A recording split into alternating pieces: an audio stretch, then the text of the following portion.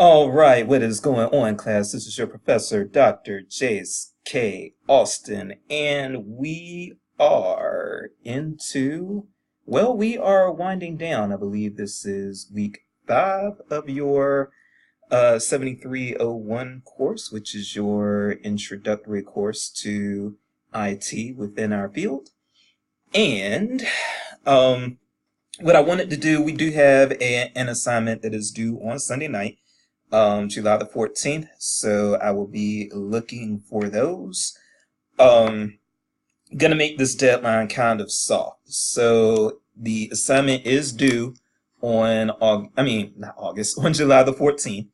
And it is going to be, it is still due Sunday night, 11:59 p.m. However, if you don't actually turn the assignment in until Monday or Tuesday of next week, the 15th or the 16th, in order to get some finishing touches on it, that is perfectly fine. I will probably not start counting off until Wednesday-ish for late points.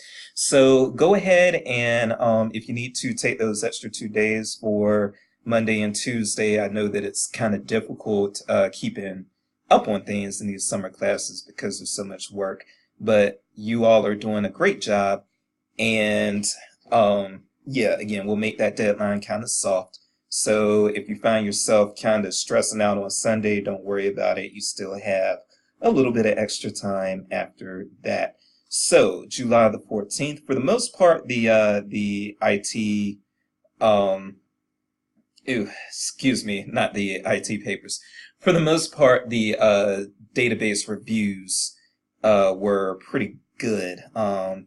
So congratulate yourselves on that. It's especially really good if you are able to do such high quality work in a summer session. That is not easy.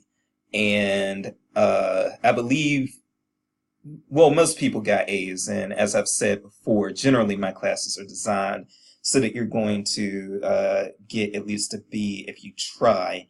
And most of my students do get A's. So there's that. I would say that if you got at least a 95 on that assignment, you did pretty good, and most of you did. So if you got lower than a 95, then you may want to definitely work on and improve some things. If you got a 95 or higher, then that means that I didn't have many bones to pick with your assignment. So let that be known. Now, there were a few common errors that I was finding on a few assignments. First of all, APA and capitalization, that came up again, so I want you all to be so once again review those rules for capitalization of APA style with your articles and book titles and web page titles. And there is an announcement earlier in the course about that. Another common mistake that I was seeing this time around, and I'm going to show you this on the Purdue Owl right now.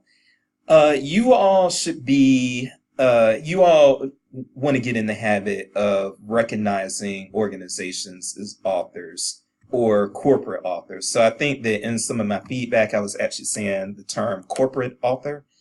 Organization as author is the same thing, and that actually probably makes more sense because I know when I say corporate author, you're probably thinking, yeah, Elsevier or EBSCO or some sort of corporation. But a corporate author can be any organization, so that would include the American Library Association. As you see here, it includes the American Psychological Association. If you have a web page that is actually authored by an organization, then you would treat that organization as the author. Just because you don't have an actual name, just because John Smith did not produce your website doesn't mean that it doesn't have an author. So, you know, if you cite like the About Us page on a company's website, that company actually is your corporate author. Or if you are citing something from the American Library Association from ALA.org, ALA is actually your corporate author, even if you don't see Martha Johnson or whoever, or our current president, Wanda Brown. Just because you don't see their names on the website and you say, I don't see a human name here, that does not mean that you are devoid of an actual of an actual author. It might be that your author is going to be a corporate author as opposed to a human author. So I want that to be clear. Also, this is very important, and I do, there are a few things that I'm going to say about this. So if you are, let me say this, if you went over what happened with the last assignment was that I meant to strike out the bare minimum language that was in the database review assignment, and I did not. So yes, you could go over 5 pages. So if you were penalized for going over the page limit, let me know. And one of your classmates has already let me know that I had failed to remove that language. And so I updated 2 grades. Now, here's something I need for you all to know. There are 35 of you, okay? This class has a 25 student cap. So I allowed 10 additional students over the cap. That is a lot of grading.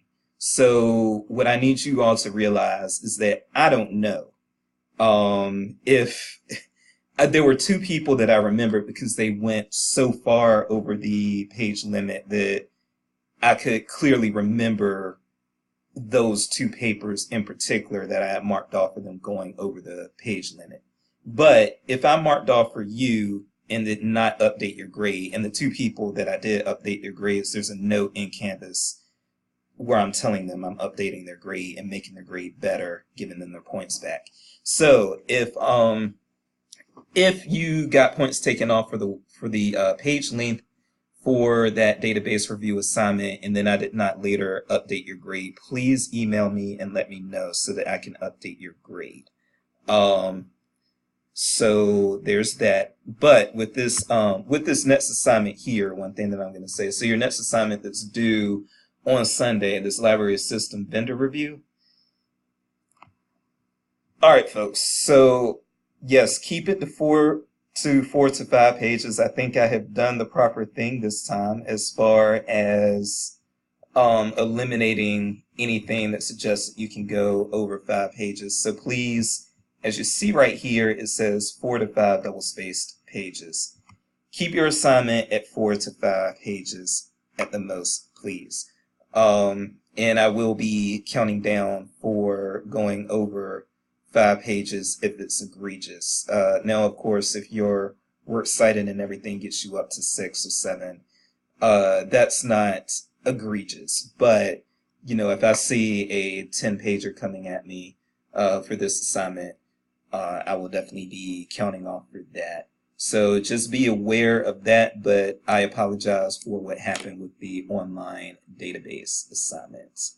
Most of you, I just looked at the grades, and most of you do have A's in the class for right now. So if that's the case for you, just keep it up. And if it is not the case for you, then you still have opportunities to raise your grade. Okay? So now let me do the little fun part, and hopefully I can do the fun part where I share my opinions within 10 minutes time, but we'll see if I can pull that off. Let's see. Okay, so my thing with universal design, and we have a good definition of universal design independent of our textbook that we are going to look at right now. So actually I am going to make myself visible here. Put myself in a corner. Okay, so this is from washington.edu, and this you can find this at this URL if you want to review it yourself. But my big thing, let me just say that my big thing, all in all, is diversity in libraries, diversity, equity, and inclusion issues. And so when I'm thinking about universal design, that is definitely one of our, it's definitely one of our diversity-related issues. So this is why I like this definition here. So universal design. Universal design, UD, means that rather than designing your facility and services for the average user, you design them for people with a broad range of abilities, disabilities, and other characteristics such as age, reading ability, learning style, language, culture, and other considerations. Keep in mind that students and other visitors may have learning disabilities or visual speech, hearing, and mobility impairments. So making your library accessible to them will make it more usable by everyone and minimize the need for special accommodations. So one thing that I personally feel, and you all can disagree, but one thing that I personally feel is that when we do take this opportunity to look at universal design issues and keep it as a consideration in what we do, how we define or how we design our space, how we decide what technology to include in our libraries, I would just say that, I would say that I actually think it makes it easier on all of us when we try to understand what may be needed by some patrons. I think that when people think about accessibility issues, what boggles them isn't so much a meanness of heart. Like, people are, I think, generally pretty good-hearted. I think that what is happening is that people think that it's an inconvenience. When I say people, I mean library employees think it's an inconvenience. They think that, and I'm kind of generalizing here. So this certainly is not the case for everyone. I'm just saying that, when you get some pushback on issues related to accessibility and universal design, I think it has to do less with an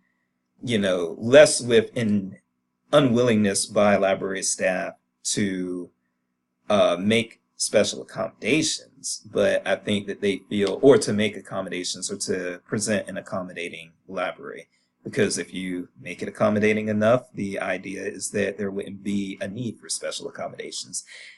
So sorry to get on that tangent, but I think that what is going on is that people feel that when they have to, for instance, learn how to use a machine that is for the visually impaired so that they can assist a visually impaired patron, I think that what happens is people feel like, oh, this is another thing that I've got to learn, and plus I use it very infrequently, so I'm likely to forget how to use it, and then I've got to figure out how to use it again when a patron who needs it comes in. And that is a common issue within libraries. I think a common issue, but something that we don't talk about in library school much, is that you're going to learn how to use things, but then you're going to use them so infrequently that you're going to be possibly caught off guard when somebody finally needs what you learned how to use 6 months ago, and you haven't even touched that resource in 6 months, and then somebody needs it and needs assistance with it. So, when there are issues of resistance, I think that's where that comes from. But I think that one way that you sell this is that you let your library employees know that if they embrace universal design as a concept and then attempt to do everything in their power to make sure that their library is as free of accessibility issues as possible, then there are actually fewer special accommodations that you may need to make, and that may make the job easier for everyone. So I put it out there. I'm going to actually try to keep this video under 16 minutes because you guys have stuff to do. So if you want to, I would say that that's my little opinion piece. And if you want something that's actually a little bit of a checklist, then again, these bullet points, they're not explicitly checklists, but they work pretty closely. These are all things that you would want to consider, and so I think that this is worth your time. So again, this is the URL here, and you can also Google Equal Access Universal Design of Libraries, washington.edu, and you'll be brought here then as well. So with that said, I'm actually going to end it there. Let's keep it under 15 minutes. I look forward to reading your papers, and you guys are, for the most part, doing a very good job in the class. Thank you, and I'm out.